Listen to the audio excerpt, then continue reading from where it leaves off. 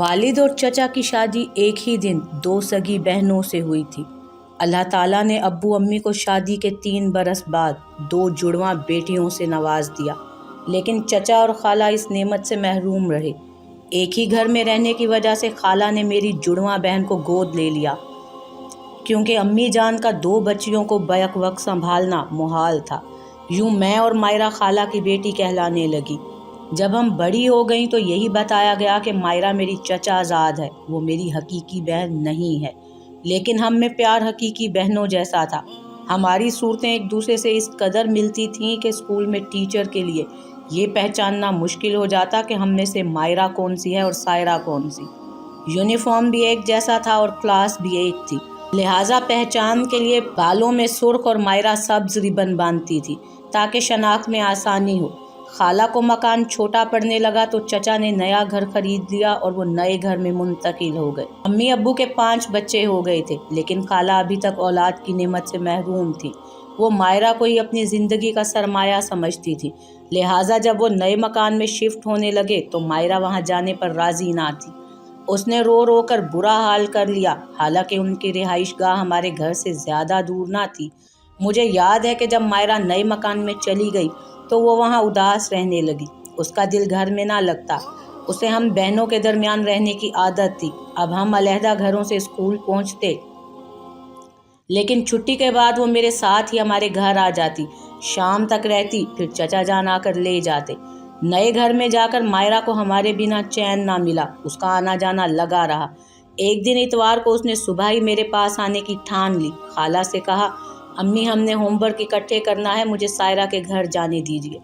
وہ بولیں کہ تمہارے ابو حیدرآباد گئے ہوئے ہیں، تم اکیلی کیسے جاؤ گی؟ میری کمر میں درد ہے، میں بھی نہیں جا سکتی۔ وہ بولی، آپ نہیں جا سکتی تو میں اکیلی چلی جاتی ہوں، قریب ہی تو ہے تایا ابو کا مکان، آپ کھڑکی سے دیکھتی رہیے گا۔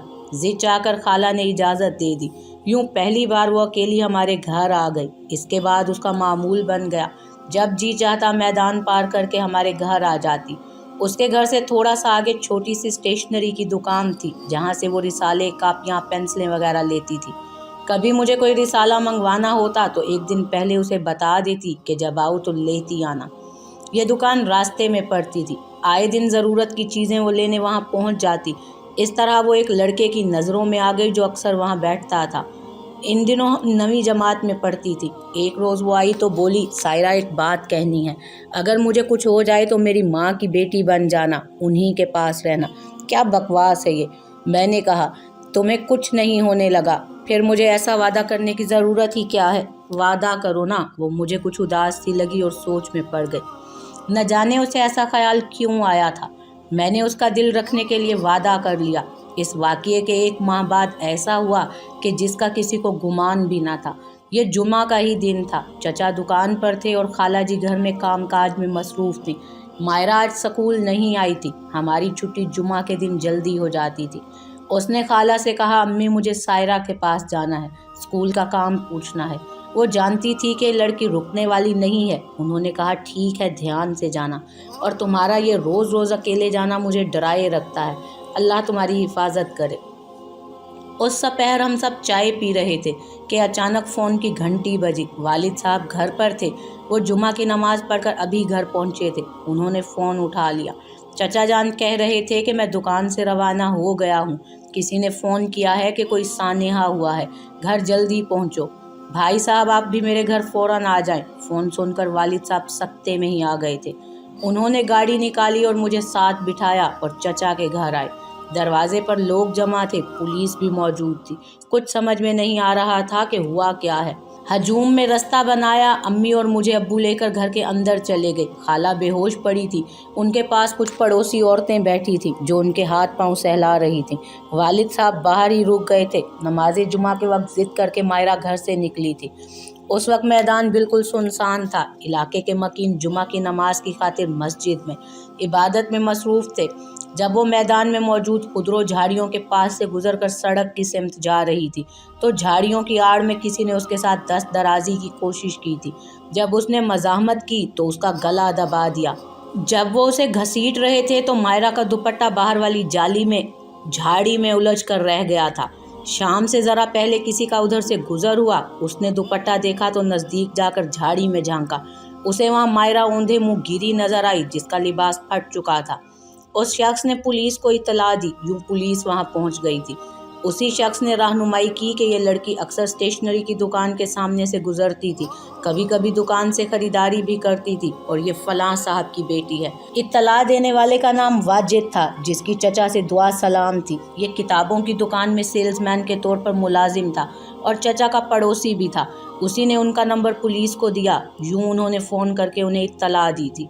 खाला का ये हाल कि होश आया तो पत्थर की मूरत बन। हम भी काफ़ी दिनों तक सदमे से निढाल रहे थे। हम खाला को घर ले आए कि अब वो वहाँ अकेले रहने के काबिल ना रही थी। 1.5 माह बाद जब अपने घर जाने लगी, अम्मी ने मुझे ये कहकर साथ कर दिया कि कुछ दिन तुम उनके पास रहोगी, वरना वो मायरा के लिए रो रो कर जान दे देंगी। तभी मुझे मायरा का कहा याद आया, वादा करो अगर मुझे कुछ हो गया तो तुम अम्मी के पास रहोगी। गोया उसके पीछे कोई लगा हुआ था, उसे खदशा था कि कुछ होने वाला है। ताहम नादान ने मजीद कुछ ना बताया, कहीं उसका हमारे यहाँ आना ना रोक दिया जाए।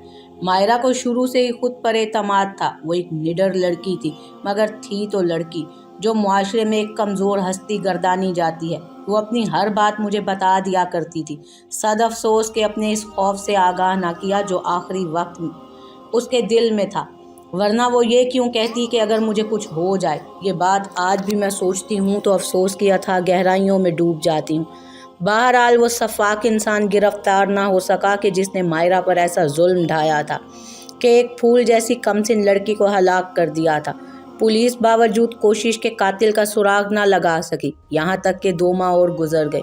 मैं अभी तक खाला के पास थी। मुझे मायरा की इस दुनिया से चले जाने का इस कदर मलाल था जैसे मेरी रूह निकल गई हो।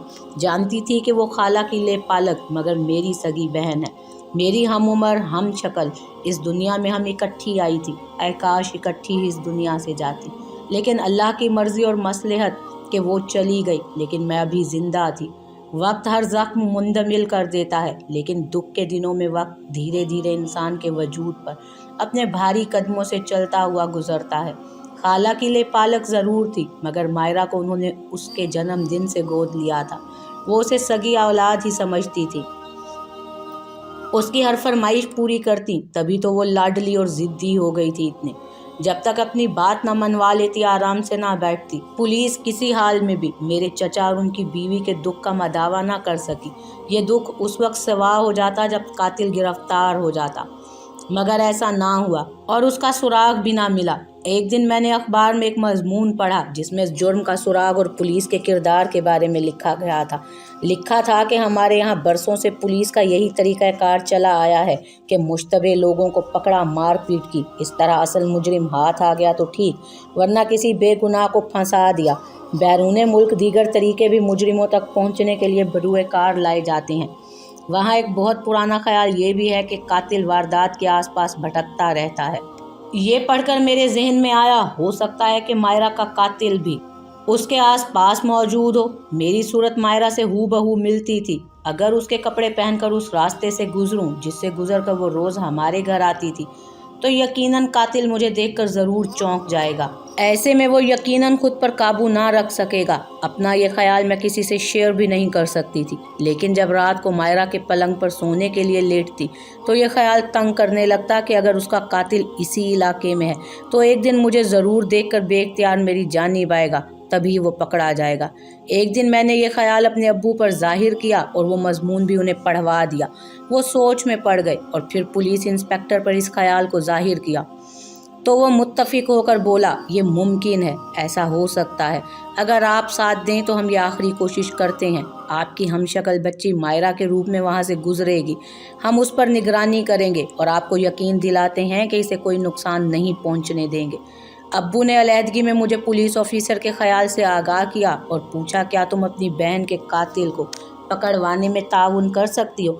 क्यों नहीं, मैंने बगैर सोचे जवाब दिया। मायरा मेरी बहन ही नहीं, मेरी रूह थी और मैं अपनी रूह के लिए सब कुछ कर सकती हूँ। अभी मायरा को रुखसत हुए दुनिया से 6ठा हफ्ता ही था कि मैंने इस मिशन का बेड़ा उठाया।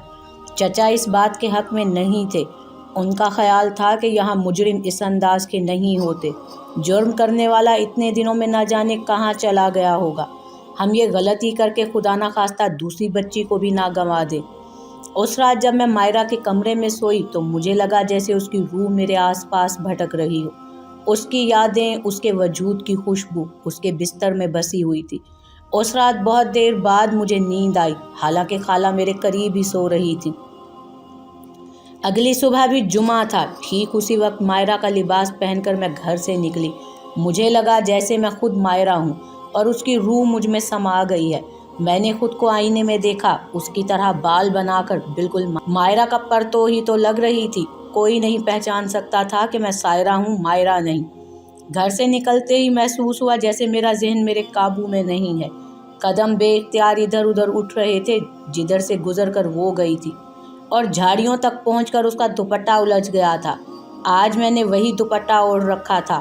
پہلے میں نے کتابوں کی دکان پر رک کر ایک رسالہ خریدا، پھر اس رستے پر ہو لی جہاں میری بہن کو گھسیٹ کر جھاڑیوں کے اندر ڈالا گیا تھا، مگر اس جگہ ایک لمحے کو ہی رک پائی اور قدم آگے بڑھا دیے۔ سڑک تک کوئی سامنے نہ آیا اور نہ پیچھے اور نہ ہی دائیں بائیں نظر آیا۔ گھر میں سلامتی سے آتے دیکھ کر امی نے اللہ کا شکر ادا کیا۔ ان کے خیال میں چچا کے ساتھ آئی تھی، لیکن میں اکیلی آئی تھی۔ میری نگرانی کرنے والے مجھ پر کہاں سے نظر رکھے ہوئے تھے یہ بھی معلوم نہیں تھا۔ 3 دن اسی طرح میں امی سے خالہ اور خالہ سے امی کے گھر آئی۔ چوتھے روز انسپکٹر نے ابو کو بتایا کہ قاتل گرفتار کر لیا گیا ہے۔ قاتل کون تھا اور کیسے پکڑا گیا یہ بھی ایک عجیب روداد ہے۔ وہ اسی دکان کا ایک ملازم تھا جہاں سے مائرہ گزرتی تھی۔ وہ اسے دیکھتا، اس کے دل میں مائرہ کے لیے جانے کیسے جذبات پیدا ہو گئے کہ وہ اس سے تنہائی میں بات کرنے کا خواہش مند ہوا۔ شاید مائرہ نے اس کی میلی نظروں کو پہچان لیا تھا، تبھی اپنے تیور کڑے رکھے۔ دکان پر بات کرنے کی ہمت نہ ہوئی تو اس جنونی نے سنسان میدان میں روک کر بات کرنا چاہی، مگر مائرہ نے اسے ڈانٹ دیا۔ غالباً اسی روز میری بہن نے مجھ سے یہ وعدہ لیا تھا کہ اگر مجھے کچھ ہو جائے تو تم میری امی کے پاس رہنا۔ مائرہ کے قتل ہو جانے کے بعد مجھے دکان سے گزرتے دیکھ کر وہ شخص حیرت زدہ رہ گیا تھا کہ مائرہ تو مر چکی ہے، یہ دوسری مائرہ کہاں سے آ گئی۔ بے شک وہ چونک گیا تھا، لیکن مجھ سے کلام کرنے کی ہمت اس میں نہ تھی۔ چوتھے روز جب میں نے دکان میں جا کر رسالہ خریدا تب اس سے رہا نہ گیا، کیونکہ میری آواز بالکل میری جڑواں بہن جیسی تھی۔ اس دن وہ تیزی سے دکان سے باہر نکل گیا اور لمبے لمبے ڈگ بھرتا جھاڑی کی اوٹ میں جا کر ٹھہر گیا۔ اسے باہر جاتے دیکھ کر میں سمجھ گئی کہ یہ مجھ سے بات کرنے کے ارادے سے ہی باہر نکلا ہے۔ جب میں جھاڑی کے قریب پہنچی تو وہ باہر نکلا ہی تھا کہ اسی لمحے پولیس والوں نے اسے دبوچ لیا۔ یہ پولیس اہلکار قریبی جھاڑی میں چھپے ہوئے 3 دن سے نگرانی کر رہے تھے۔ وہ اسے اپنے ساتھ لے گئے۔ ایک پولیس اہلکار نے مجھے بحفاظت گھر چھوڑا۔ دوران تفتیش اس شخص نے سب کچھ اگل دیا کہ مقتولہ کو اکثر میں دکان کے سامنے سے گزرتے دیکھتا تھا۔ ایک روز لڑکی سے بات کرنے اس کے پیچھے میدان میں گیا تو اس نے شور مچا دیا۔ اس دن تو ڈر کر میں واپس لوٹ آیا، البتہ کچھ روز بعد اپنے ایک دوست کے ہمراہ دوبارہ اس جھاڑی میں چھپ کر بیٹھ گیا۔ جوں ہی وہ وہاں سے گزری ہم نے اسے جھاڑی میں گھسیٹ لیا۔ اس پر لڑکی نے شدید مزاحمت کی تو طیش میں اس نازک سی ہستی کا ہم نے گلا دبا دیا۔ اتنا کچھ کر کے بھی تم دکان سے ملازمت چھوڑ کر نہیں گئے اور دوبارہ بھی وہاں چلے گئے جہاں تم نے اس بے گناہ کا خون کیا تھا۔ آخر ایسا کیوں کیا تم نے؟ کیا تم پکڑے جانے کا خوف نہیں رکھتے تھے؟ مرنے والی کو دوبارہ زندہ سلامت دیکھ کر میں حیرت زدہ رہ گیا تھا۔ سوچتا تھا کہ اتنی مشابہت کسی سے نہیں ہو سکتی۔ وہ اسی گھر سے نکلتی ہے، وہی کپڑے پہنے ہوئے ہوتی ہے، اسی طرح راستے سے گزرتی ہے۔ میری تو آنکھیں پھٹی کی پھٹی رہ گئی تھی، جیسے مرنے والی کی روح آسمان سے اتر آئی ہو۔ اسی حیرت میں 3 روز پریشان رہا۔ چوتھے دن وہ جب دکان کے اندر آئی تو مجھ سے رہا نہ گیا اور میں اس راز کو جاننے کی نیت سے جھاڑی کی اوٹ میں جا کر ٹھہر گیا کہ وہ دکان سے نکل کر ادھر ہی آئے گی تو حقیقت جان پاؤں گا۔ قاتل پکڑے گئے لیکن زخم پھر سے تازہ ہو گیا۔ کئی دن تک ہم لوگ غم سے نڈھال رہے۔ آج بھی جب مائرہ بہن کی یاد آتی ہے تو آنسو تھمنے کا نام نہیں لیتے، حالانکہ اس واقعے کو گزرے 40 برس گزر چکے۔